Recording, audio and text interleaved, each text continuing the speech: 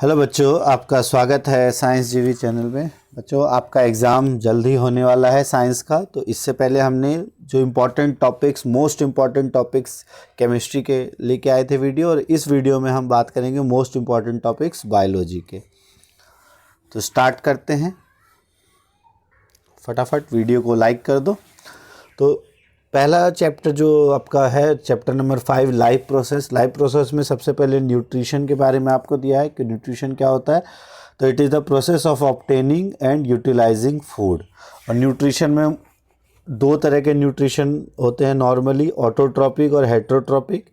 Autotrophic जो plant अपना food खुद प्रिपेयर करता है, और हेट्रोट्रॉपिक जो दूसरे पे डिपेंड करता है। इसमें तीन होते हैं, एक सैप्रोफिटिक जैसे फंजाई और ईस्ट जो डेड और डिकेइंग ऑर्गेनिक मैटर को से अपना न्यूट्रिशन लेते हैं। पैरासिटिक जो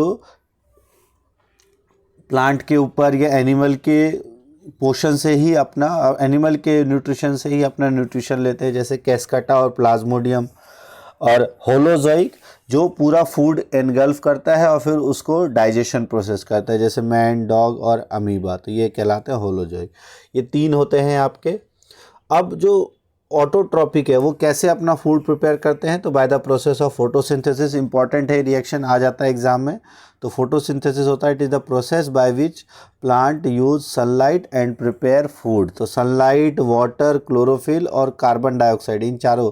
तो क्वेश्चन पूछा जाता है रॉ मटेरियल फॉर फोटोसिंथेसिस। तो चार है आपका, पहला सनलाइट, दूसरा वाटर, तीसरा क्लोरोफिल और चौथा कार्बन डाइऑक्साइड। चार रॉ मटेरियल्स का इस्तेमाल होता है।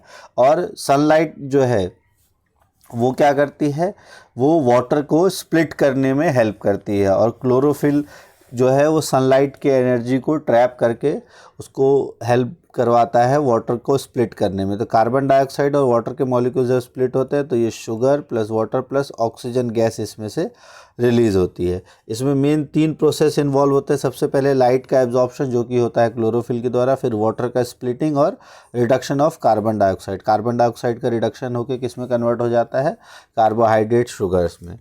अच्छा, इसके अलावा जो स्टोमेटा का काम क्या होता है कि वो छोटे छोटे पोर्स होते हैं लोअर सरफेस ऑफ लीफ पे, और ये गैस के एक्सचेंज में हेल्प करते हैं और ट्रांसपिरेशन के प्रोसेस में, मतलब लॉस ऑफ वाटर जो है प्लांट्स में वो इसी के थ्रू होता है।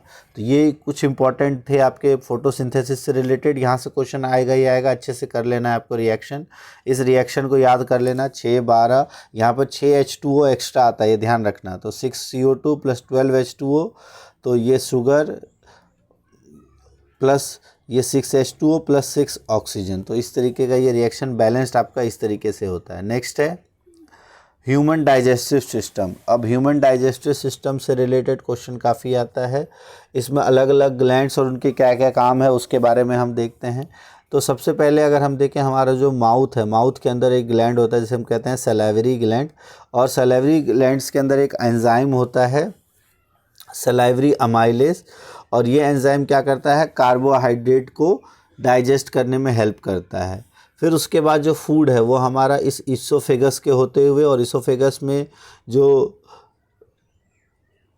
मूवमेंट होती है वो कैसे मूवमेंट होती है, पेरिस्टाल्टिक मूवमेंट, ये आपको पता होना चाहिए। फिर इसोफेगस से जाता है हमारा जो फूड है वो कहाँ जाता है, स्टमक में। स्टमक के अंदर तीन चीज़ें होती हैं। स्टमक के अंदर जो गैस्ट्रिक जूस निकलता है उसमें हाइड्रोक्लोरिक एसिड, प्रोटीज एंजाइम और म्यूकस की लेयर होती है।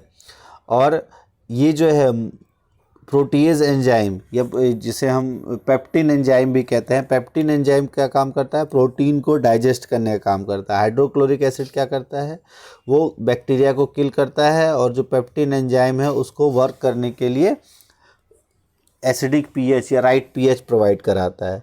फिर उसके बाद यहाँ पर फूड जो है वो स्टमक से होके स्मॉल इंटेस्टाइन में जाती है, और स्मॉल इंटेस्टाइन में जब जा रही है तो अलग अलग ऑर्गन्स अपना सिक्रीशन उसमें मिलाते हैं। तो इसमें लिवर, पैंक्रियाज, गॉल ब्लैडर, ये सारे अपने सिक्रीशंस रिलीज़ करते हैं। लिवर जो है वो बाइल जूस सिक्रीट करता है जो कि फैट का इमल्सिफिकेशन करता है, और स्टमक का जो एसिड है उसको भी न्यूट्रलाइज कराने का काम ये बाइल जूस ही करता है। पैंक्रियाज से जो तीन एंजाइम निकलते हैं, प्रोटीएज, कार्बोहाइड्रेट या लाइपेज, और एक प्रोटीन को डाइजेस्ट करने का, एक कार्बोहाइड्रेट को और एक फैट को डाइजेस्ट करने में हेल्प करता है। फिर गॉल ब्लैडर, ये जहाँ पर बाइल स्टोर होता है उसको हम कहते हैं गॉल ब्लैडर। स्मॉल इंटेस्टाइन में आने से पहले जहाँ बाइल स्टोर होता है that is called gall bladder. फिर स्मॉल इंटेस्टाइन में जो 3 एंजाइम होते हैं, कार्बोहाइड्रेस जिसे हम अमाइलेज भी कहते हैं, फिर प्रोटीएज और लाइपेज, ये इन तीनों का फंक्शन होता है। और फूड का एब्जॉर्प्शन भी होता है बाय विलाई। और उसके बाद इनर कवरिंग जो होती है स्मॉल इंटेस्टाइन के, उस पर फिंगर लाइक स्ट्रक्चर्स होते हैं जो कि इंक्रीज़ कर देते हैं सरफेस एरिया का। लार्ज इंटेस्टाइन में एक्सेस वाटर एब्जॉर्ब होता है और रेक्टम से जो फिकल मैटर है वो बाहर निकल जाता है, रेक्टम में स्टोर होता है और एनस के थ्रू बॉडी से बाहर निकल जाता है। ये तो था आपका, अब उसको अच्छे से देख लेते हैं क्या है। तो ह्यूमन बींग्स में डाइजेशन ऑफ फूड कहाँ स्टार्ट होता है, वो स्टार्ट होता है माउथ में। और कौन सा ऐसा पार्ट है जहाँ बिल्कुल डाइजेशन नहीं होता, तो no digestion of food takes place in the oesophagus, या फूड पाइप में कोई भी डाइजेशन नहीं होता। यहाँ सिर्फ मूवमेंट होता है, मसल मूवमेंट, और इस मूवमेंट को हम कहते हैं पेरिस्टल्टिक मूवमेंट, जो कि फूड को हेल्प करता है माउथ से स्टमक तक लाने में। फिर एंजाइम्स जो डाइजेशन में हेल्प करते हैं, सबसे पहला माउथ के अंदर जो एंजाइम होता है दैट इज सलाइवरी अमाइलेज, और ये स्टार्च का डाइजेशन करता है, कार्बोहाइड्रेट ये स्टार्च का, और उसमें किस में कन्वर्ट कर देता है, शुगर में। इसीलिए अगर आप रोटी या ब्रेड का टुकड़ा ज़्यादा देर तक चबाओ तो आपको मीठा लगने लगता है। फिर एक दूसरा एंजाइम है पेप्सिन एंजाइम, जो कि स्टमक में रिलीज़ होता है और ये प्रोटीन को पेप्टोन्स में कन्वर्ट कर देता है। थर्ड, हाइड्रोक्लोरिक एसिड, तो HCl का काम क्या होता है, ये एसिडिक मीडियम प्रोवाइड कराता है स्टमक में और जो बैक्टीरिया को है वो किल कर देता है। और एसिडिक मीडियम किस लिए ज़रूरी है, डाइजेशन ऑफ प्रोटीन के लिए। चौथा, इसमें देखें म्यूकस जो हमारे स्टमक में निकलता है, ये इनर लाइनिंग ऑफ स्टमक को प्रोटेक्ट करके रखता है। फिर एक ट्रिप्सिन एंजाइम है जो कि पेंक्रियाज निकालता है, 3 एंजाइम निकलते हैं पेंक्रियाज से, ट्रिप्सिन, लाइपेज और अमाइलेज। ट्रिप्सिन प्रोटीन को डाइजेशन में हेल्प करता है, लाइपेज फैट्स के डाइजेशन में, जो कि फैट्स को डाइजेस्ट करके फैटी एसिड में कन्वर्ट करता है, और अमाइलेज ये कार्बोहाइड्रेट के डाइजेशन में हेल्प करता है। फिर कंप्लीट डाइजेशन और एब्जॉर्प्शन कहाँ होता है फूड का, स्मॉल इंटेस्टाइन में। और डाइजेशन होने के बाद जो फिंगर लाइक प्रोजेक्शंस होते हैं जिसे हम कहते हैं विलाई, जो कि सरफेस ऑफ स्मॉल इंटेस्टाइन जो है उस पे प्रेजेंट होती है और उसका सरफेस एरिया एब्जॉर्प्शन का बढ़ा देती है, उसका ही काम होता है। और एक्सेस वाटर का एब्जॉर्प्शन होता है लार्ज इंटेस्टाइन में, और बाकी जो मटेरियल है वो बॉडी से बाहर निकाल जाता है बाय एनएस। नेक्स्ट है रेस्पिरेशन। तो रेस्पिरेशन की अगर हम बात करें तो रेस्पिरेशन कहते हैं gaseous exchange that is intake of oxygen from atmosphere and release of carbon dioxide. तो इसका पहला प्रोसेस जो है ये कहलाता है ब्रीदिंग, और फिर उस जो ऑक्सीजन है उसका यूज़ करके सिंपल फूड का ब्रेक डाउन करना और एनर्जी रिलीज़ कराना, ये कहलाता है सेलुलर रेस्पिरेशन। इसमें जो रिंग ऑफ कार्टिलेज प्रेजेंट होता है हमारे ट्रैकिया में, वो किस लिए रहते हैं, to prevent its collapse when the air is not passing through it. ये जो रिंग ऑफ कार्टिलेज है, अगर एयर पास ना हो तो उस समय ये कोलैप्स ना करे, इसीलिए ये प्रेजेंट होते हैं, ये ध्यान रखना आप। नेक्स्ट है alveoli are the balloon like structures. जो एल्वेलाई हैं वो बैलून लाइक स्ट्रक्चर्स होते हैं जो कि लंग्स के एंड पार्ट में होते हैं, और वो रेस्पिरेटरी सरफेस एरिया बढ़ा देते हैं। जो गैस के एक्सचेंज का सरफेस एरिया बढ़ाने का काम होता है एल्वेलाई का। अब टाइप ऑफ रेस्पिरेशन में मेनली 2 टाइप्स के होते हैं, एरोबिक और एनारोबिक। एरोबिक जब हम प्रेजेंस ऑफ ऑक्सीजन में, एनारोबिक एब्सेंस ऑफ ऑक्सीजन में। एरोबिक में ग्लूकोज का कंप्लीट ब्रेकडाउन होता है कार्बन डाइऑक्साइड और वाटर में। एनारोबिक में ग्लूकोज ब्रेकडाउन होता है अल्कोहल, कार्बन डाइऑक्साइड और एनर्जी में। और एरोबिक रेस्पिरेशन सारे ऑर्गेनिजम्स में होता है लाइक मैमल्स, और anaerobic lower organism like east में होता है ये, और हायर ऑर्गेनिज्म में कुछ पर्टिकुलर एक्टिविटीज़ के दौरान होता है। ग्लूकोज प्लस ऑक्सीजन मिलके कार्बन डाइऑक्साइड वाटर एनर्जी, यहाँ पे कार्बन डाइऑक्साइड अल्कोहल और प्लस एनर्जी ये बनता है। अब ग्लूकोज की ब्रेकडाउन की पाथवे अगर देखें 3 तरह का होता है। ग्लूकोज से सबसे पहले कन्वर्ट होता है पायरुवेट में, और फिर ईस्ट में जहाँ पे कि एनारोबिक रेस्पिरेशन है वहाँ पर इथेनॉल, कार्बन डाइऑक्साइड और एनर्जी बनता है। और ह्यूमन मसल सेल्स में जब बहुत ज़्यादा रिगरस एक्टिविटी होती है तो लैक ऑफ ऑक्सीजन की वजह से या एनारोबिक रेस्पिरेशन होता है जिससे बनता है लैक्टिक एसिड प्लस एनर्जी, और ये होता है ह्यूमन मसल सेल्स में। और माइटोकॉन्ड्रिया में एक्सेस ऑफ एयर होता है तो ये किस में कन्वर्ट होता है, कार्बन डाइऑक्साइड, वाटर और एनर्जी में। तो ये था आपका रेस्पिरेशन का। Next circulatory system. तो नेक्स्ट है हमारा सर्कुलेटरी सिस्टम। तो सर्कुलेटरी सिस्टम का जो सबसे मेन ऑर्गन है वो है आपका हार्ट। और हार्ट में किस तरह का फंक्शन होता है उसके बारे में अगर एक डायग्राम से आप समझना चाहो तो सबसे पहले जो ब्लड है वो जब ऑक्सीजन जो है एल्वेलाई से आता है ब्लड के अंदर, वो वेंस के थ्रू, लेफ़्ट पल्मोनरी वेंस के थ्रू एंटर करता है हमारे हार्ट के अंदर, और फिर लेफ़्ट एट्रियम में सबसे पहले एंटर करता है। उसके बाद बाइक्यूस्पिड वॉल्व के थ्रू ये एंटर करता है लेफ़्ट वेंट्रिकल में, और लेफ़्ट वेंट्रिकल से फिर ये पुश करता है वेंट्रिकल की वॉल्स, और इसीलिए इसके वॉल्स थिक होते हैं। और फिर ये जाता है एओर्टा, मेन एओर्टा के थ्रू बॉडी के अलग अलग जो आर्टरीज़ का नेटवर्क है उसके थ्रू बॉडी के अलग अलग सेल्स तक पहुंचता है, और वहाँ पर गैस का एक्सचेंज होता है। मतलब रेस्पिरेशन के बाद ऑक्सीजन का यूज़ होता है, कार्बन डाइऑक्साइड रिलीज़ हो जाता है। फिर ये जो कार्बन डाइऑक्साइड है ये हार्ट के अंदर दोबारा आता है bye vena cava. Vena cava के थ्रू जो कार्बन डाइऑक्साइड, ये डीऑक्सीनेटेड ब्लड है, वो एंटर करता है सबसे पहले कहाँ पर, ये एंटर करता है राइट एट्रियम में, और फिर राइट एट्रियम से फिर नीचे आता है ट्राइक्यूस्पिड वॉल्व के थ्रू राइट वेंट्रिकल में, और राइट वेंट्रिकल के बाद ये भी उसको पुश करता है वेंट्रिकल्स की वॉल, और ये फिर इसके थ्रू लेफ़्ट पल्मोनरी आर्टरी के थ्रू ये जाता है लंग्स तक, और फिर वहाँ पर एक्सचेंज, गैसियस एक्सचेंज फिर दोबारा होता है, और फिर पल्मोनरी वेन के थ्रू ये दोबारा बॉडी ऑक्सीजनेटेड ब्लड इसके अंदर हार्ट के अंदर आता है। तो इस तरह से ये सर्कुलेटरी सिस्टम चलते रहता है। अब इसको हम एक बार देख लेते हैं इसमें मेनली। तो हार्ट की अगर हम बात करें तो हार्ट हमारा मेन पंपिंग ऑर्गन होता है, ठीक है। जो ब्लड को पंप करने का मेन काम होता है वो हार्ट का होता है। इसके 4 चैम्बर है, लेफ़्ट एट्रियम, राइट एट्रियम और लेफ़्ट वेंट्रिकल, राइट वेंट्रिकल। यहाँ पे ये ध्यान रखना, लेफ़्ट एट्रियम जो है वो ऑक्सीजनेटेड ब्लड उसमें रिसीव करता है बाय लेफ़्ट पल्मोनरी आर्टरीज़। यहाँ ये गलत है, लेफ़्ट पल्मोनरी वेन है ये, ठीक है। यहाँ पे इसको काट के कर लो, पल्मोनरी वेन के थ्रू ऑक्सीजनेटेड ब्लड आता है। ओनली वेन जिसके थ्रू ऑक्सीजनेटेड ब्लड आता है वो है पल्मोनरी वेन। और राइट एट्रियम रिसीव करता है deoxygenated blood from various parts of the body through vena cava, ठीक है। फिर जब ब्लड फ्लो करता है twice, as a blood flow twice the heart, that is why it is called double circulation. और aorta वो बिगेस्ट आर्टरीज होती है हार्ट की जिसको कि सप्लाई करता है oxygenated blood from the left ventricle to various part of the body. Hearts के अंदर जो है वो वॉल प्रेजेंट होता है ताकि बैक फ्लो ना हो ब्लड का, और हार्ट बीट कितनी होती है 72 पर मिनट एक नॉर्मल एडल्ट में। अब अगर हम बात करें आर्टरीज़ और वेंस की, क्या क्या इसके डिफरेंसेस होते हैं, तो आर्टरीज़ के अंदर, आर्टरीज़ ब्लड को हार्ट से दूर लेके जाते हैं, वेंस जो है वो ब्लड को हार्ट की तरफ लेके आते हैं। आर्टरीज़ में ब्लड प्रेशर हाई होता है इसीलिए वॉल्व्स की ज़रूरत नहीं होती और वॉल्व्स एब्सेंट होते हैं। वेंस के अंदर ब्लड प्रेशर जो है वो लो होता है इसलिए वॉल्व्स की ज़रूरत होती है और वॉल्व प्रेजेंट होते हैं। आर्टरीज़ में ऑक्सीजनेटेड ब्लड होता है एक्सेप्ट पल्मोनरी आर्टरी जिसमें कि डीऑक्सीनेटेड ब्लड होता है, और वेंस में डीऑक्सीनेटेड ब्लड होता है एक्सेप्ट पल्मोनरी वेन जिसके थ्रू ऑक्सीजनेटेड ब्लड एंटर करता है हार्ट में। और ये डीप सीटेड होते हैं, मतलब बॉडी के काफ़ी अंदर होते हैं, उसके ऊपर काफ़ी लेयर्स होती है, और वेंस जो है वो ऊपर में होते हैं, आपको आसानी से दिखाई दे सकते हैं। आर्टरीज़ को फर्दर आर्टरियोल्स में, वेंस को वेन्यूल्स में डिवाइड करते हैं, और आर्टरीज़ कैपिलरीज में एंड होती है, वेंस कैपिलरीज से स्टार्ट होती है। तो इस तरह से आर्टरीज़ और वेंस का आपने डिफरेंस देख लिया।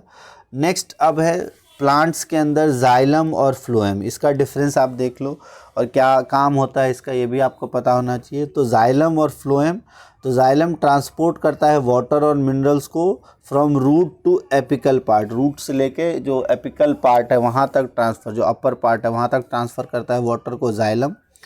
फ्लोएम जो है वो फूड मटेरियल को ट्रांसपोर्ट करता है from growing part of plants, जो लीव्स से लेके अलग अलग पार्ट्स जो ग्रोइंग पार्ट्स है वहाँ तक फ्लोएम जो है वो ट्रांसपोर्ट करता है। जाइलम के अंदर अगर हम देखें तो जाइलम में 4 जो उसके पार्ट्स है, tracheids, vessels, xylem fibre, xylem parenchyma, और फ्लोएम के जो 4 पार्ट्स हैं, sieve tube, sieve cells, companion cells और फ्लोएम फाइबर्स, फ्लोएम पेरेन्काइमा। तो देखो फ्लोएम पेरेन्काइमा और फ्लोएम फाइबर्स और जाइलम पेरेन्काइमा, जाइलम फाइबर्स, ये तो दोनों में है। 3 इसमें अलग अलग हैं, फ्लोएम में सीव ट्यूब, सीव सेल्स और कॉम्पेनियन सेल्स होते हैं, जाइलम में ट्रैकीड्स और वेसल्स होते हैं, ये आपको ध्यान रखना है। जाइलम पेरेन्काइमा ओनली लिविंग होता है और फ्लोएम में sieve tube, sieve cells, companion cells और फ्लोएम पेरेन्काइमा सारे लिविंग सेल्स होते हैं। नेक्स्ट है आपका एक्सक्रीटरी सिस्टम।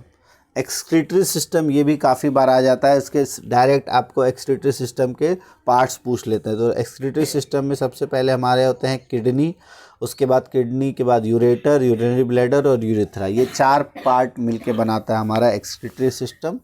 और किडनी जो है वो मेन एक्सक्रीटरी ऑर्गन होता है हमारे बॉडी का, जो कि हेल्प करता है वेस्ट को, जो removal of the metabolic waste generated in our body. जो हमारे बॉडी के अंदर जो वेस्ट जनरेट होता है उसको रिमूवल करने का काम किडनी का होता है। और नेफ्रॉन्स जो है वो किडनी के मेन स्ट्रक्चरल और फंक्शनल यूनिट होता है किडनी का, और ये हेल्प करता है ब्लड का फिल्ट्रेशन करने में और यूरिन फॉर्मेशन में। तो ये नेफ्रॉन का स्ट्रक्चर होता है, जिसमें यहाँ पर ब्लड आता है और ग्लोमेरुलस, फिर यहाँ पे बोमेंस कैप्सूल के थ्रू ब्लड जाता है, फिर यहाँ पीसीटी, यहाँ पे है आपका हेनलेज लूप और ये डीसीटी, और फिर यहाँ पे कलेक्टिंग डक्ट के थ्रू यूरिन यहाँ कलेक्ट हो जाता है। और इसमें एक पूरे दिन की अगर हम बात करें तो लगभग 180 लीटर्स जो है वो फिल्टर होता है, और दोबारा लगभग 95% जो है वो दोबारा रीअब्जॉर्ब हो जाता है। पूरे दिन में हमारा जो किडनी है उसके थ्रू 180 लीटर्स जो ब्लड है वो फ़िल्टर आउट होता है, और उसमें से 95% जो है वो वाटर उसमें दोबारा रीअब्जॉर्ब हो जाता है। बस कुछ परसेंट वाटर नाइट्रोजनस वेस्ट के साथ बॉडी से बाहर निकलता है। नेक्स्ट अब हमारा चैप्टर है कंट्रोल एंड कोऑर्डिनेशन। इसमें चैप्टर काफ़ी कॉम्प्लेक्स आपको लगेगा, बट कुछ ही इंपॉर्टेंट टॉपिक्स है जो आपको करने हैं, वो उसी के बारे में हम देखते हैं। कंट्रोल एंड कोऑर्डिनेशन, जिसमें सबसे पहले कोऑर्डिनेशन इन प्लांट्स की अगर हम बात करें तो हार्मोनल कंट्रोल्स। तो प्लांट्स के hormones one of the most important आएगा ही आएगा, अच्छे से करना है आपको। सबसे पहला है ऑक्सिन। ऑक्सिन का काम क्या होता है, तो ये सेल इलोंगेशन में, डिफरेंशिएशन में और प्लांट के ग्रोथ मूवमेंट्स में हेल्प करता है। नेक्स्ट हार्मोन है जिब्रेलिन। जिब्रेलिन स्टेम के इलोंगेशन में और पार्थेनोकार्पी इंड्यूस करने में, फ्लावरिंग स्टिमुलेट करने में जिब्रेलिन्स का रोल होता है। फिर है साइटोकाइनिन। साइटोकाइनिन क्या करता है, सेल डिवीजन को प्रमोट करता है और ओपनिंग ऑफ स्टोमेटा को प्रमोट करने का काम करता है। इथाइलिन। इथाइलिन जो है ये राइपनिंग ऑफ फ्रूट्स, ग्रोथ और राइपनिंग ऑफ फ्रूट्स में भी हेल्प करता है, और डोरमेंसी ऑफ इन सीड और बर्ड्स उसको ब्रेक करता है। और उसके बाद है एब्सिसिक एसिड। तो एब्सिसिक एसिड जो है वो लीव्स जो है वो जो डेहिसेंस या सेनेसेंस का काम करता है, डोरमेंसी प्रोवाइड कराता है सीड्स और बर्ड्स में। तो ये 5 आपको दिए हुए हैं, इसमें से ये 100% आएगा ही आएगा आपके एग्जाम में। इनमें से एक न एक, ये 2-3 भी आ सकते हैं, तो इसको अच्छे से कर लेना है। फिर प्लांट्स में अगर मूवमेंट की बात करें, ट्रॉपिक मूवमेंट, तो 4-3 ट्रॉपिक का मतलब होता है डायरेक्शन, एक पर्टिकुलर डायरेक्शन के अलोंग मूवमेंट। तो डायरेक्शनल ग्रोथ मूवमेंट जो प्लांट में है वो अलग अलग रिस्पॉन्स के थ्रू होता है, लाइक लाइट के थ्रू, वाटर के रिस्पॉन्स में, केमिकल और ग्रेविटी के रिस्पॉन्स में। तो 4-5 तरह के ट्रॉपिज्म होते हैं। आपको इम्पोर्टेंट जो है फोटोट्रॉपिज्म, जब प्लांट का मूवमेंट होता है लाइट के रिस्पॉन्स में। जियोट्रॉपिज्म, जब ग्रेविटी के रिस्पॉन्स में प्लांट मूवमेंट करता है, that is called geotropism. Hydrotropism होता है जब प्लांट जो मूवमेंट करता है इन रिस्पॉन्स टू वाटर। और कीमोट्रॉपिज्म जब केमिकल के रिस्पॉन्स में, जब आप देखते हो पोलन ग्रेन जाता है आपका स्टिग्मा पे तो पोलन ट्यूब जनरेट करता है, वो एग्जांपल है आपका कीमोट्रॉपिज्म का। फोटोट्रॉपिज्म का तो एग्जांपल आपके बहुत सारे हैं, जैसे प्लांट के जो ग्रोइंग बड है वो लाइट जहाँ से आ रहा है उसकी तरफ मूवमेंट करता है, तो आप बता सकते हो। फिर एक है आपका movement in plants, nastic movement. ये क्या होता है, नॉन डायरेक्शनल मूवमेंट, और ये टर्जर चेंज और जो कि ग्रोथ में इन्वॉल्व नहीं होता, बट अचानक से कुछ चेंजेस आने के कारण होता है, जैसे, और इसको हम कहते हैं थिग्मोनास्टिक मूवमेंट। और इसमें जो टच के प्रति रिस्पॉन्स होता है, जैसे dropping of leaves of touch me not. Touch me not plant को आप देखो तो प्लांट के जो लीव्स है वो तुरंत बंद हो जाते हैं ना, तो ये नेस्टिक मूवमेंट होता है, इसमें प्लांट के ग्रोथ से रिलेटेड नहीं होता। ट्रॉपिक मूवमेंट में प्लांट्स के ग्रोथ से रिलेटेड होता है, और हार्मोनल कंट्रोल जो अलग अलग हार्मोन्स प्लांट के डिफरेंट फंक्शंस को परफॉर्म करते हैं। फिर अगर हम एक्शंस की बात करें तो एक्शंस हमारे 2 तरह के होते हैं, एक वॉलेंट्री एक्शंस, एक इनवॉलेंट्री या रिफ्लेक्स एक्शन। वॉलेंट्री एक्शंस तो वॉलेंट्री एक्शंस जो हम अपने विल पे करते हैं, इच्छा पे करते हैं, तो performed consciously and according to our will. जैसे अगर आप टीवी चैनल्स को चेंज करना है तो आप प्रेस करते हो बटन को, आपको कुछ लिखना हो, एक एप्पल को लेना हो, कुछ ईट करना हो, तो ये सारे एक्शंस वॉलेंट्री एक्शंस में आते हैं। इनवॉलेंट्री एक्शंस या रिफ्लेक्स एक्शन जो ऑटोमेटिक, क्विक और सडन रिस्पॉन्स होता है, जो हम अनकॉन्शियसली करते हैं, आप जानबूझ के नहीं करते हो, और वो हमारे विल के, हमारी इच्छा के अनुसार नहीं होता। जैसे अगर आप ठंड लग रहा है तो आपका बॉडी अपने आप शिवर करने लगता है, कोई गर्म चीज़ को आप टच करो तो अपने आप अपना हाथ पीछे कर लो, तो ये सारे इनवॉलेंट्री या रिफ्लेक्स एक्शन में आता है। अब ह्यूमन की अगर हम बात करें तो ह्यूमन नर्वस सिस्टम में दो तरह के नर्वस सिस्टम होता है, एक होता है आपका सेंट्रल नर्वस सिस्टम, एक होता है peripheral nervous system. Central nervous system के दो मेन पार्ट होते हैं, एक होता है आपका ब्रेन और एक होता है स्पाइनल कॉर्ड। इम्पॉर्टेंट ब्रेन के आपका 3 पार्ट हैं, इसको अच्छे से देख लो, और ये आपके आते ही आते हैं। ब्रेन के मेन 3 पार्ट हैं, फोर ब्रेन, मिड ब्रेन और हिंड ब्रेन। फोर ब्रेन में सबसे 3 इम्पॉर्टेंट पार्ट होते हैं फोर ब्रेन के, वो है सेरिब्रम जो कि थिंकिंग के लिए, इंटेलिजेंस के लिए, कॉन्शियसनेस के लिए और मेमोरी के लिए रिस्पॉन्सिबल है। हाइपोथैलेमस बॉडी के टेम्परेचर को कंट्रोल करता है। पिट्यूटरी ग्लैंड और जो सेंटर ऑफ हंगर या थर्स्ट जो है वो कौन सा होता है हमारा, हाइपोथैलेमस के अंदर एक ग्लैंड होता है, दैट इज़ पिट्यूटरी ग्लैंड। और थैलेमस ये पेन और प्रेशर इम्पल्स को, अगर कोई भी पेन हो रहा है या कहीं पे अगर प्रेशर इम्पल्सेस आ रही हैं, इसको कंट्रोल करने का काम करता है थैलेमस। फिर मिड ब्रेन जो है वो स्मॉल ट्यूबुलर पार्ट होता है जो कि रिफ्लेक्सेस ऑफ आई और ईयर्स को कंट्रोल करता है। और सबसे इम्पॉर्टेंट जो पूछा जाता है हिंड ब्रेन के अलग अलग फंक्शंस के बारे में, तो हिंड ब्रेन में 3 आपको पता होना चाहिए, सेरिबेलम, पोन्स और मेडुला। सेरिबेलम का काम क्या होता है, ये कंट्रोल और कोऑर्डिनेट करता है मस्कुलर एक्टिविटीज़ को और बॉडी के बैलेंस को बनाए रखता है। पोन्स जो है वो सेरिबेलम और मेडुला को कनेक्ट करने का काम करता है। और मेडुला ऑब्लांगाटा ये वॉलेंट्री एक्शंस को कंट्रोल करता है और इंटरनल ऑर्गन्स के एक्शन को भी कंट्रोल करता है। अच्छा, ये इनवॉलेंट्री होगा, वॉलेंट्री नहीं, इनवॉलेंट्री एक्शंस जैसे ब्लड प्रेशर, वॉमिटिंग, इन सब को कंट्रोल करने का काम जो है वो करता है मेडुला ऑब्लांगाटा। ये ब्रेन का हमारा स्ट्रक्चर है। फिर ये इम्पॉर्टेंट है न्यूरॉन का स्ट्रक्चर, जो ब्रेन का जो फंक्शनल यूनिट होता है जिसके थ्रू इंफॉर्मेशन पास होता है, दैट इज़ न्यूरॉन।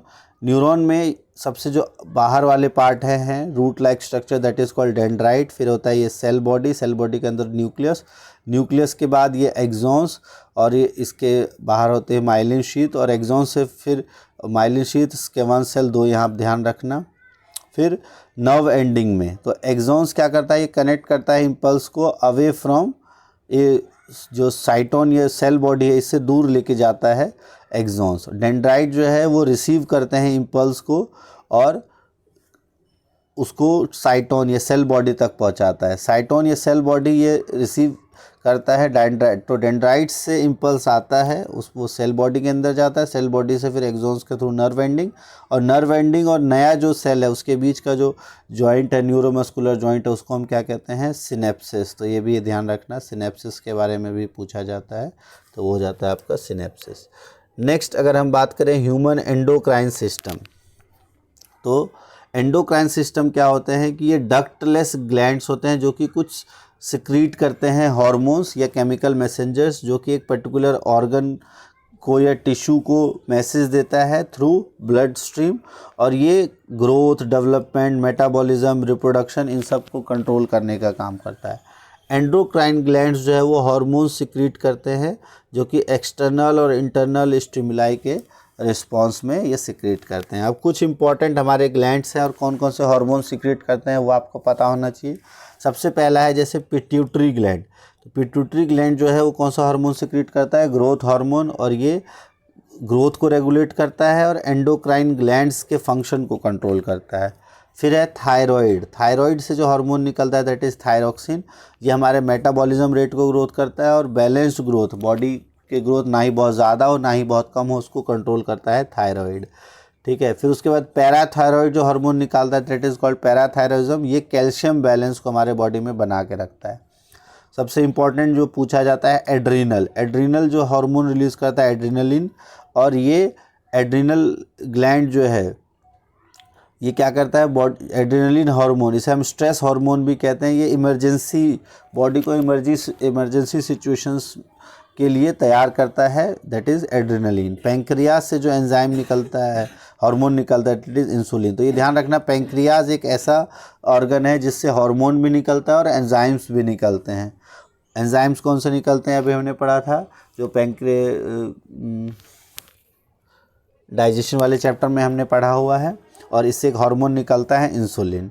ये क्या करता है, कंट्रोल करता है ग्लूकोज लेवल ऑफ ब्लड को। फिर है जो आपके मेल्स और फीमेल्स में अलग अलग ऑर्गन्स होते हैं, जैसे टेस्टिस ये मेल्स में होता है, इससे हार्मोन निकलता है टेस्टोस्टेरोन, जो कि डेवलपमेंट करता है मेल रिप्रोडक्टिव सिस्टम को। और ओवेरीज जो है वो फीमेल्स में होते हैं, उसके थ्रू हार्मोन निकलता है ऑस्ट्रोजन और प्रोजेस्टेरोन, जो कि फीमेल रिप्रोडक्टिव सिस्टम को ग्रोथ और डेवलपमेंट में हेल्प करता है। तो ये एंडोक्राइन सिस्टम से रिलेटेड क्वेश्चन इसी में से आएगा, अगर आएगा तो।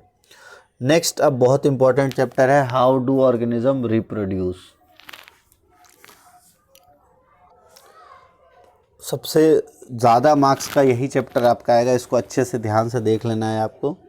तो हाउ डू ऑर्गेनिज्म रिप्रोड्यूस, तो सबसे पहले रिप्रोडक्शन ऑफ ऑर्गेनिज्म क्या होता है, the production of organism of similar kind and required survival of species. इसीलिए इन दो चीज़ों के लिए कि same similar kind of organism के प्रोडक्शन के लिए और सर्वाइवल ऑफ स्पीशीज के लिए रिप्रोडक्शन ज़रूरी है। फिर रिप्रोडक्शन में सबसे पहला है एसेक्सुअल रिप्रोडक्शन। तो एसेक्सुअल रिप्रोडक्शन में क्या होता है कि सिर्फ एक पेरेंट इन्वॉल्व होता है और डीएनए कॉपिंग जो है वो पहला स्टेप होता है। उसमें अगर हम देखें एसेक्सुअल रिप्रोडक्शन के डिफरेंट टाइप्स, तो सबसे इम्पॉर्टेंट पहला है आपका, तो अगर एसेक्सुअल रिप्रोडक्शन में क्या होता है, पेरेंटल डीएनए से कॉपी होता है डीएनए और फिर डीएनए ऑफस्प्रिंग का बनता है, और इसमें बीच में कुछ एरर्स और वेरिएशंस आ सकती है जिससे चांसेस ऑफ सर्वाइवल बढ़ जाता है। फिर है फिजन कहलाता है, ये एसेक्सुअल रिप्रोडक्शन का सबसे पहला पार्ट है फिजन में एक पेरेंट से दो ऑफस्प्रिंग जनरेट होता है, जैसे अमीबा और लेशमीनिया में होता है, 1 से 2 में जनरेट होता है। तो जब 1 से 2 में जनरेट होता है that is called binary fission, और जब एक पेरेंट से बहुत सारे ऑफस्प्रिंग बनते हैं that is called multiple fission. और ये होता है आपका प्लाज्मोडियम में, जो कि मलेरिया का कॉजेटिव ऑर्गेनिज्म है। फिर फिजन के बाद होता है बडिंग में बड का डेवलपमेंट होता है और फिर उससे मैच्योर बड जो है वो डिटैच हो जाता है और इंडिपेंडेंट ऑफस्प्रिंग आता है, एग्जाम्पल है इसका हाइड्रा। फिर फ्रेगमेंटेशन में जो पेरेंट है वो अलग अलग पार्ट में डिवाइड होता है और हर एक में एक न्यूक्लियस रहता है और उससे फिर नया इंडिविजुअल डेवलप करता है। तो फ्रेगमेंट्स में स्प्लिट करता है, एक फ्रेगमेंट से फिर एक इंडिविजुअल जनरेट हो जाता है, और ये मोस्टली लोअर प्लांट्स में होते हैं, एग्जाम्पल है इसका स्पाइरोगैरा। तो इस तरीके से आपको ये बताना है। फ्रेगमेंटेशन के बाद चौथा है आपका रीजनरेशन, जिसमें पेरेंट को अगर कट कर दिया जाए और उसमें रीजनरेटिव सेल्स हैं तो हर एक पार्ट से एक नया इंडिविजुअल ग्रोथ कर जाता है, एग्जाम्पल है इसका प्लेनेरिया। और ये मोस्टली एनिमल्स में होते हैं और रीग्रो हो जाता है इसमें मिसिंग पार्ट में। नेक्स्ट है स्पोर फॉर्मेशन होता है किसके अंदर, जो आपके फंजाई होते हैं, इसमें रिलीज ऑफ स्पोर होता है और स्पोर से फिर ऑफस्प्रिंग का ग्रोथ होता है। स्पोर अनफेवरेबल कंडीशंस में भी सर्वाइव कर सकते हैं, जैसे ये आपका राइजोपस है, राइजोपस के ये होते हैं राइजोइड्स जो ब्रेड के ऊपर लगे होते हैं। फिर ये इसे कहते हैं स्टोलन, और ये स्पोरेंजियोफोर, और यहाँ पे होता है आपका स्पोरेंजियम जिसके अंदर स्टोर होता है स्पोर्स। तो ये डायग्राम काफ़ी बार आ जाता है, इसको ध्यान से देख लेना है। फिर है आपका वेजिटेटिव प्रोपगेशन प्लांट्स के लिए स्पेसिफिक होता है ओनली। इसमें नए प्लांट्स ग्रो करते हैं बाय स्टेम, रूट और लीव्स। स्टेम से नया प्लांट ग्रो करने का एग्जांपल है पोटैटो, लीव्स से ब्रायोफिलम, और रूट्स से ग्रास जो है वो मेनली रूट से ही ग्रो करते हैं। उसके बाद है सेक्सुअल रिप्रोडक्शन की अगर हम बात करें फ्लावरिंग प्लांट्स में, तो पार्ट्स ऑफ फ्लावर्स का एक बार आप देख लो, काफ़ी बार आ जाता है। तो दो तरह के मेन पार्ट होते हैं, एक स्टेमन जिसे हम कहते हैं मेल रिप्रोडक्टिव पार्ट, और पिस्टिल जिसे हम कहते हैं फीमेल रिप्रोडक्टिव पार्ट। स्टेमन में 3 चीज़ें या 2 ही चीज़ें मुख्यतः होती है मेनली, एंथर और फिलामेंट। और एंथर के जो है वो पोलन ग्रेन प्रोड्यूस करता है, फिलामेंट जो है वो उसको एंथर को ऊपर की ओर रखने का काम करता है। तो ये हो गया आपका फिलामेंट और ये हो जाता है आपका एंथर के ऊपर पोलन ग्रेन। फिर पिस्टिल की अगर हम बात करें तो इसमें स्टिग्मा, स्टाइल, ओवेरी, ओव्यूल ये चारों चीज़ें होती हैं। सेपल और पेटल्स ये दो ऐसे पार्ट होते हैं जिसका रिप्रोडक्शन में एज सच कोई रोल नहीं होता। पेटल्स जो है वो कलरफुल होते हैं और इंसेक्ट को अट्रैक्ट करते हैं, और सेपल्स जो है वो बर्ड को प्रोटेक्ट करने का काम करता है। फिर जो पोलन फीमेल पार्ट है पिस्टिल, इसमें 3 मेन है। स्टिग्मा, स्टिग्मा के ऊपर जो है वो पोलन ग्रेन आता है, और फिर ये स्टाइल के थ्रू एक पाथ होता है, और स्टाइल के थ्रू ये पहुंचता है कहाँ, ओवेरी तक। ओवेरी के अंदर ओव्यूल्स होते हैं जिसके अंदर फीमेल गैमेट होता है। ठीक है, तो ये इम्पॉर्टेंट। और पोलन ट्यूब कहाँ ग्रो करता है, तो पोलन ट्यूब यहाँ पे ग्रो करता है। ठीक है, अब फ्लावर्स की अगर हम बात करें तो 2 तरह के फ्लावर्स होते हैं, बाइसेक्सुअल फ्लावर्स और यूनिसेक्सुअल फ्लावर्स। बाइसेक्सुअल फ्लावर जिसमें पिस्टिल और स्टेमन एक ही फ्लावर में होता है, दैट इज़ एग्जांपल है हिबिस्कस, मस्टर्ड। और यूनिसेक्सुअल जिसमें पिस्टिल और स्टेमन मतलब मेल और फीमेल पार्ट अलग अलग फ्लावर्स में होता है, दैट इज़ कॉल्ड पपाया और वाटरमेलन इसके एग्जाम्पल है। फिर अब मेल पार्ट और फीमेल पार्ट का जो मेल पार्ट का ट्रांसफर है, पोलन ग्रेन का ट्रांसफर स्टिग्मा तक होना है, that is called anther to stigma का पोलन का transfer, that is called pollination. अब पॉलिनेशन 2 तरह के होता है, self pollination, cross pollination. Self pollination जब सेम फ्लावर जो है ये तो डिफरेंट फ्लावर सेम प्लांट के अगर उनमें पॉलिनेशन होता है, that is called self pollination. और 2 अलग अलग प्लांट्स के फ्लावर्स के बीच में अगर पॉलिनेशन होता है, that is called cross pollination. Pollinating agents कौन से हो सकते हैं, विंड, वाटर, एनिमल्स, इंसेक्ट्स। फिर है फर्टिलाइजेशन। पॉलिनेशन के बाद पोलन ट्यूब ग्रो होता है, और पोलन ट्यूब ग्रोथ होने के बाद उसमें से मेल गैमीट जाता है, और जो कि पोलन के अंदर होता है, और फीमेल गैमीट जो कि ओव्यूल के अंदर होता है, उन दोनों का फ्यूज़न होता है और उससे बनता है जाइगोट, सिंगल सेलुलर। फिर फर्टिलाइजेशन के बाद जाइगोट किस में कन्वर्ट हो जाता है, एम्ब्रियो में, और ओव्यूल कन्वर्ट हो जाता है सीड में। फिर जो सीड की अगर हम बात करें तो सीड में जो अपर पार्ट बाहरी पार्ट होता है उसे हम कहते हैं कॉटिलेडन, जो कि फूड स्टोर करता है। और ये जो पार्ट है इसमें 2 होता है, प्लमल और रेडिकल। जो रेडिकल जो है इससे नीचे का रूट निकलता है, और प्लमल से शूट, फ्यूचर का शूट निकलता है प्लमल से, फ्यूचर का रूट निकलता है रेडिकल से। आर से रेडिकल, आर से रूट, याद रख सकते हो। फिर ओवेरी कन्वर्ट होता है किस में, ओवेरी कन्वर्ट होता है आपका फ्रूट में, और जो आपके पेटल सेपल्स फॉल ऑफ हो जाते हैं। जर्मिनेशन जब होता है, जो सीडलिंग से सीड बनता है, जो सीड है उससे सीडलिंग बनना और फिर उससे प्लांट बनना, वो जर्मिनेशन प्रोसेस में आता है। तो ये था आपका सेक्सुअल रिप्रोडक्शन इन फ्लावर्स या प्लांट्स। अब सेक्सुअल रिप्रोडक्शन इन ह्यूमंस की बात करें तो ह्यूमंस में फीमेल रिप्रोडक्टिव सिस्टम की अगर हम बात करें तो इसमें जो मेन ऑर्गन्स होते हैं, सबसे पहले 2 होते हैं आपके ओवेरी। ओवेरी का काम होता है ओवम प्रोड्यूस करना, और एक एग हर मंथ प्रोड्यूस होता है by one of the ovaries, alternate होता है। उसके बाद जो यहाँ से ओवम प्रोड्यूस होने के बाद ये फेलोपियन ट्यूब या ओविडक्ट जो कि एग को कैरी करता है कहाँ तक, यूट्रस तक। यूट्रस जो है यहाँ पर फिटस, जो गेस्टेशन पीरियड के दौरान जो फिटस के ग्रोथ करने का पार्ट होता है, दैट इज़ कॉल्ड यूट्रस। और सर्विक्स जो है वो पैसेज प्रोवाइड करता है स्पर्म को, स्पर्म के एंट्री में, और चाइल्ड बर्थ में भी सर्विक्स ही एक कॉमन पैसेज होता है। और वेजाइना रिसीव करता है स्पर्म को और चाइल्ड बर्थ को फैसिलिटेट करता है। फिर अगर हम बात करें गेस्टेशन या प्रेगनेंसी क्या होता है, अच्छा इसके बारे में आगे देखेंगे। फिर गैमीट, जो फीमेल गैमीट होता है वो होता है आपका ओवम, और ओवम के अंदर देखें तो न्यूक्लियस और साइटोप्लाज्म।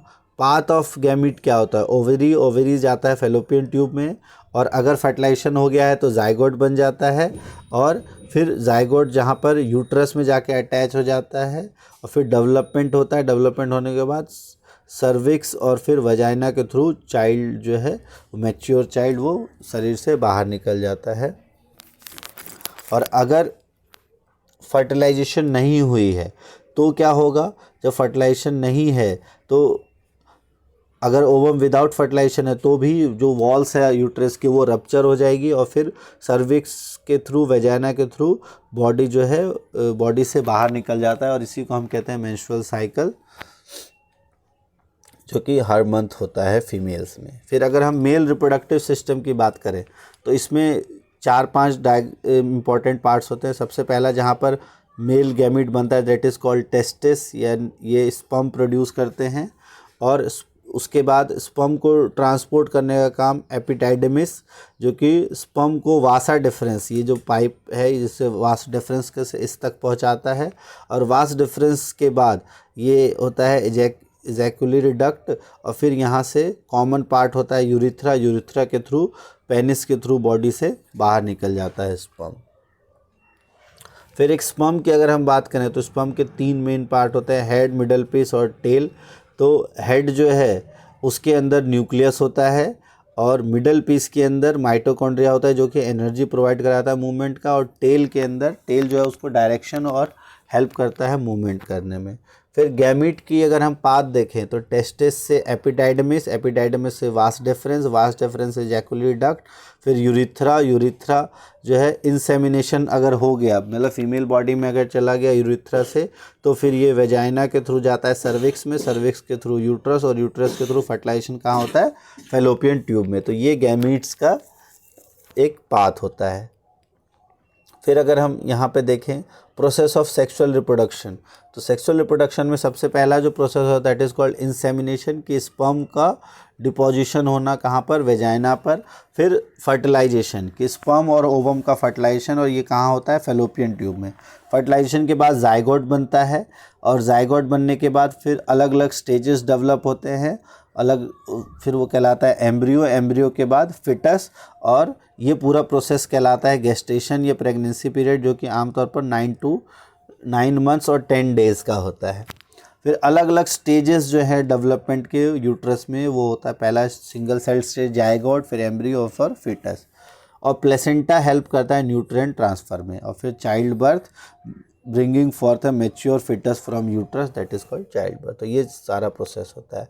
फिर अगर हमने पढ़ा था कि अगर फर्टिलाइजेशन ना हो तो क्या होता है, मेंस्ट्रुअल साइकिल।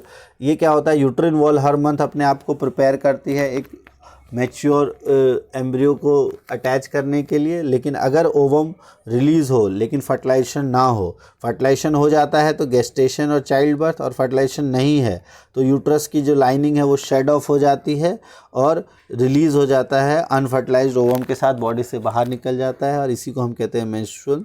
इसके जो कॉमन सिम्टम्स है, लोअर बैक पेन, हेडेक और फटीग, एब्डोमिनल और पेल्विक क्रैम्पिंग, ये मेंस्ट्रुअल साइकिल के इम्पॉर्टेंट सिम्टम्स होते हैं। तो ये था आपका मेल रिप्रोडक्टिव और फीमेल रिप्रोडक्शन, सेक्सुअल रिप्रोडक्शन और asexual reproduction. Asexual reproduction plants में बहुत इंपॉर्टेंट है, और मेल वाला जो है ये इसके अलावा भी इस चैप्टर में है, बट ये जो सबसे मोस्ट इंपॉर्टेंट टॉपिक्स है वही मैं करवा रहा हूँ, जो कि आपके एग्जाम में आना ही आना है, इससे रिलेटेड क्वेश्चन। नेक्स्ट है आपका चैप्टर 9 हेरिडिटी। तो हेरिडिटी क्या होता है, genetics the branch of science that deals with study of heredity और वेरिएशन, कि जो साइंस का ब्रांच जो कि हेरिडिटी और वेरिएशन में डील करता है, that is called genetics. Heredity कहलाता है process of transfer of genetic traits, की जो आपके ट्रेड्स है, जो गुण हैं, वो आपके एक जनरेशन से दूसरी जनरेशन तक ट्रांसफ़र करना कहलाता है हेरिडिटी। और वेरिएशन होता है कि एक इंडिविजुअल सेम स्पीशीज़ के 2 अलग अलग जनरेशन में कुछ ना कुछ चेंजेस भी होते हैं, और वो चेंजेस कहलाते हैं वेरिएशन। और वेरिएशन ज़रूरी क्यों होता है, इवोल्यूशन के लिए, समय के साथ साथ आप कैसे इवॉल्व हो रहे हो, इम्प्रूव हो रहे हो, और डेवलपिंग अडेप्टेबिलिटी, कि जो एनवायरनमेंट है उसके अकॉर्डिंग अडेप्ट करने के लिए जो एबिलिटी डेवलप होती है वो वेरिएशन के कारण ही होता है। ट्रेट की अगर हम बात करें तो ट्रेट क्या होता है, एक फिजिकल या बिहेवियरल कैरेक्टरिस्टिक्स जो कि एक एनिमल और अदर ऑर्गेनिज्म का होता है। इसमें 2 तरह के ट्रेट होता है, एक acquired trait, inherited trait. Acquired trait जो कि पास नहीं होता नेक्स्ट जनरेशन तक, और इसमें सोमैटिक सेल्स में चेंज होता है, और इवोल्यूशन में इसका कोई रोल नहीं है। इनहेरिटेड ट्रेट्स जो कि पास ऑन हो सकते हैं, और इसमें जर्म सेल्स में चेंज होता है, और ये इवोल्यूशन में इंपॉर्टेंट रोल प्ले करते हैं। एक्वायर्ड ट्रेट्स का मतलब जैसे मान लो आपकी बॉडी बहुत अच्छी बन गई, आपके सेल्स अच्छे ग्रोथ कर गए, लेकिन ऐसा नहीं है कि आपकी बॉडी बहुत अच्छी है तो वो ट्रेट आपके आगे नेक्स्ट जनरेशन में भी चला जाएगा, वो तब तक नहीं जाएगा जब तक कि जर्म सेल्स में वो चेंजेस नहीं आएंगे। नेक्स्ट है लॉ ऑफ इनहेरिटेंस। तो लॉ ऑफ इनहेरिटेंस में ये दिया था ग्रेगोर जोहान मेंडल, इन्हें हम फादर ऑफ मॉडर्न जेनेटिक्स भी कहते हैं। इन्होंने 3 लॉ दिए थे, law of dominance, law of segregation, law of independent assortment. इन तीनों को मिलाकर हम कहते हैं लॉ ऑफ इनहेरिटेंस। और इन्होंने एक्सपेरिमेंट किया था गार्डन पी, जिसे हम कहते हैं पाइजम सेटिवम साइंटिफिक नेम। और मेंडल ने क्यों सेलेक्ट किया था, इंपॉर्टेंट 3 आप चीज़ें याद रख लो कि पहला तो ये large number of seed produce करता है, दूसरा सेल्फ पॉलिनेशन और क्रॉस पॉलिनेशन पॉसिबल है, और तीसरा पी प्लांट में बहुत सारे identifiable contrasting pair of traits होते हैं कि अलग अलग जो कॉन्ट्रास्टिंग ट्रेड्स इसके अंदर पाए जाते हैं। फिर मोनो हाइब्रिड क्रॉस, ये बहुत आता है। ये क्या होता है, 2 प्लांट के बीच जिसमें एक पेयर ऑफ कॉन्ट्रास्टिंग ट्रेड्स के बीच में हम क्रॉस करते हैं। जैसे टॉल प्लांट के लिए हम कैपिटल टी, डॉफ के लिए स्मॉल टी, इन दोनों का क्रॉस करेंगे तो F1 जनरेशन में सारे क्या आएंगे, टॉल, और इनका जीन होगा कैपिटल टी और स्मॉल टी। और फिर जब हम इन F2 जनरेशन में, जब F1 जनरेशन के बीच में सेल्फ फर्टिलाइजेशन करेंगे तो 3 आपके हो जाएंगे, जो फिनोटिपिक रेशियो होगा 3:1 F2 जनरेशन में, जिसमें 3 जो है वो टॉल होंगे और एक जो है वो डॉफ होगा। जीनोटिपिक रेशियो में एक जो है वो होमोजाइगस टॉल होगा, 2 हेट्रोजाइगस टॉल होंगे और एक होमोजाइगस डॉफ होगा। डॉफ जो कैरेक्टर है वो कहलाता है रिसेसिव कैरेक्टर, जो अपने आप को जल्दी शो नहीं करता, और जो दूसरे को डोमिनेट करता है वो कहलाता है डोमिनेंट कैरेक्टर। जैसे टॉल है यहाँ पर, ये डोमिनेंट ट्रेट है, और डॉफनेस जो है वो रिसेसिव ट्रेट है। टॉलनेस जो है वो डोमिनेंट कैरेक्टर है ये। और तो ये आपको फिनोटिपिक रेशियो 3:1, जीनोटिपिक रेशियो याद रखना है 1:2:1।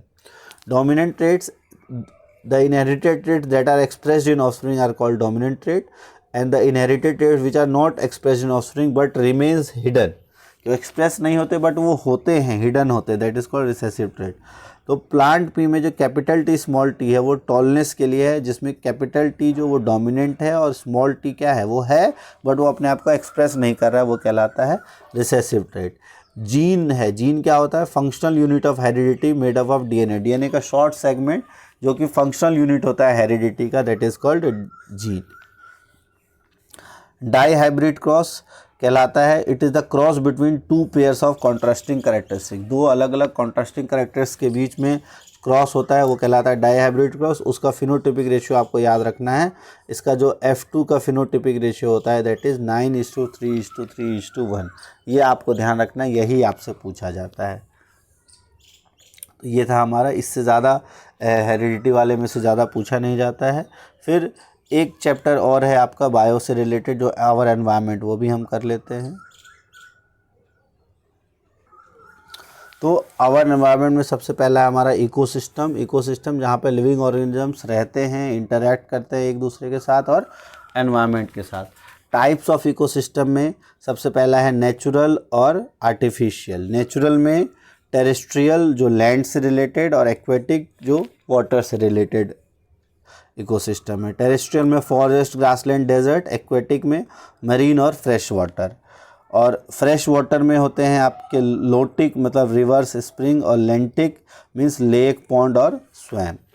अब कंपोनेंट जो है इकोसिस्टम के, वो 2 तरह के कंपोनेंट होते हैं, एक बायोटिक कंपोनेंट और एक बायोटिक कंपोनेंट। बायोटिक कंपोनेंट जो लिविंग ऑर्गेनिजम्स वाले पार्ट होते हैं, और एबायोटिक कंपोनेंट जो नॉन लिविंग पार्ट है, जैसे light, soil, water, temperature, climate, ये सारे एबायोटिक कंपोनेंट है। और बायोटिक कंपोनेंट में फिर एक होता है आपका डिकम्पोजर, एक प्रोड्यूसर और एक कंज्यूमर। प्रोड्यूसर्स जैसे plants, autotrophs, green plants, cyanobacteria, algae, chemotrophs, ये प्रोड्यूसर्स कहलाते हैं।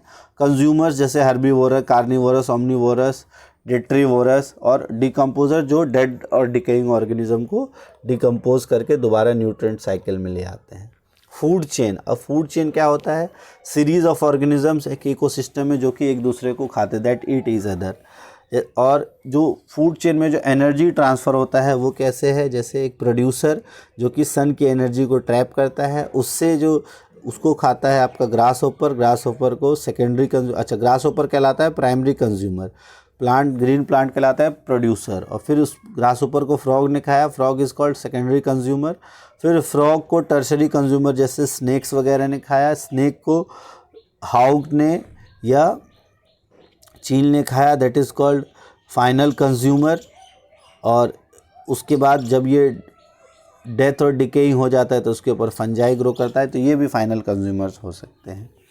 तो अब हर एक जो पोजीशन है ऑर्गेनिज्म का, the position of an organism based on its feeding behaviour और step in food chain is known as trophic level, कि अलग अलग ट्रॉफिक लेवल, जैसे ये है आपका फर्स्ट ट्रॉफिक लेवल, ये सेकंड ट्रॉफिक लेवल, ये थर्ड ट्रॉफिक लेवल, तो इस तरीके से ट्रॉफिक लेवल्स होते हैं। फिर अलग अलग जो फूड चेन्स है वो इंटरकनेक्टेड होते हैं, तो इसी को हम कहते हैं फूड वेब, और ये हमारे ट्रॉफिक लेवल्स। तो primary producers first trophic level होता है, primary consumer second trophic, secondary consumer third trophic level, फिर फोर्थ और फिफ्थ। आमतौर पर 4 से 5 ट्रॉफिक लेवल ही ज़्यादा होते, से ज़्यादा नहीं होते। उसका कारण क्या होता है कि फ्लो ऑफ एनर्जी जो है वो ड्रास्टिकली डिक्रीज़ करता है। सन से 1% एनर्जी जो है वो प्लांट ट्रैप करता है, और उसके बाद सक्सेसिव 10% एनर्जी ही आगे ट्रांसफ़र होती है। जैसे अगर सन की मान लो, सन से प्लांट ने लिया है 20,000 किलो जूल, तो जो सेकेंड ट्रॉफिक लेवल है वो उस पर सिर्फ 2,000 किलो जूल पहुँचेगा, थर्ड पर सिर्फ 200, फोर्थ पर 20 किलो जूल, तो काफ़ी कम एनर्जी पहुँचती है। इसके बाद अगर जाएगा तो सिर्फ 2 किलो जूल एनर्जी। तो इस वजह से 4 या 5th ट्रॉफिक लेवल से ज़्यादा ट्रॉफिक लेवल नहीं होता है, क्योंकि एनर्जी का जो सप्लाई है वो धीरे धीरे रिड्यूस होते रहता है। तो ये आपको पता होना चाहिए। और इसी को हम कहते हैं 10% लॉ ऑफ एनर्जी, कि only 10% energy transfer from next trophic level to the rest, and rest is lost at heat. बाकी जो है वो हीट में और बाकी एक्टिविटीज़ में ऑर्गेनिज्म के वो लॉस हो जाती है, सिर्फ 10% एनर्जी ही ट्रांसफ़र हो पाती है। फिर उसके बाद ओजोन लेयर, यहाँ से क्वेश्चन आता ही आता है। तो it is a protective layer जो कि स्ट्रेटोस्फेयर जो है हमारा एटमॉस्फेयर का, उसके अंदर प्रेजेंट होता है, और ये हार्मफुल यूवी रेज़ को एब्जॉर्ब करता है। सन से जो रेडिएशंस आती है उसको एब्जॉर्ब करने का काम करता है। और ओजोन लेयर ओजोन का फॉर्मूला होता है O3, ये ध्यान रखना। फिर depletion of ozone layer deplete कैसे होती है?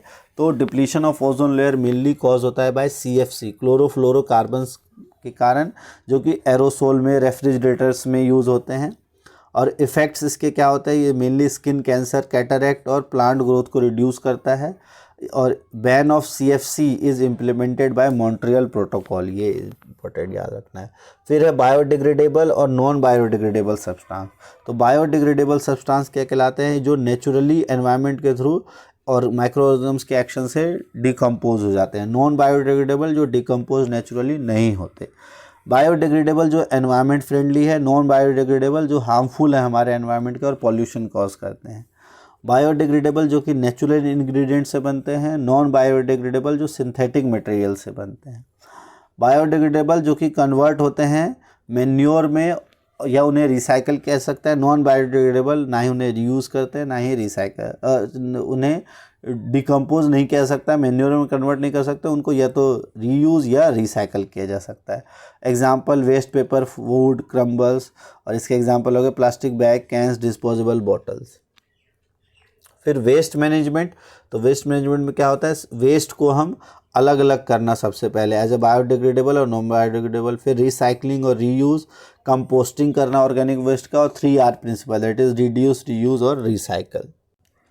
तो ये इम्पॉर्टेंट टॉपिक्स थे बायो के, जो अभी हमने इस वीडियो में कर लिए, जितने भी चैप्टर्स थे। तो ये अगर आप मिनिमम इतना कर जाते हो तो बायो में भी आप आसानी से 70% स्कोर इजीली कर सकते हो। बाकी 30% 100% स्कोर करने के लिए तो आपको बहुत ज़्यादा मेहनत करनी पड़ेगी। ये मेनली वो टॉपिक्स में लेके आए जो कि मोस्ट इंपॉर्टेंट है, जो कि आपके एग्ज़ाम में आएंगे ही आएंगे।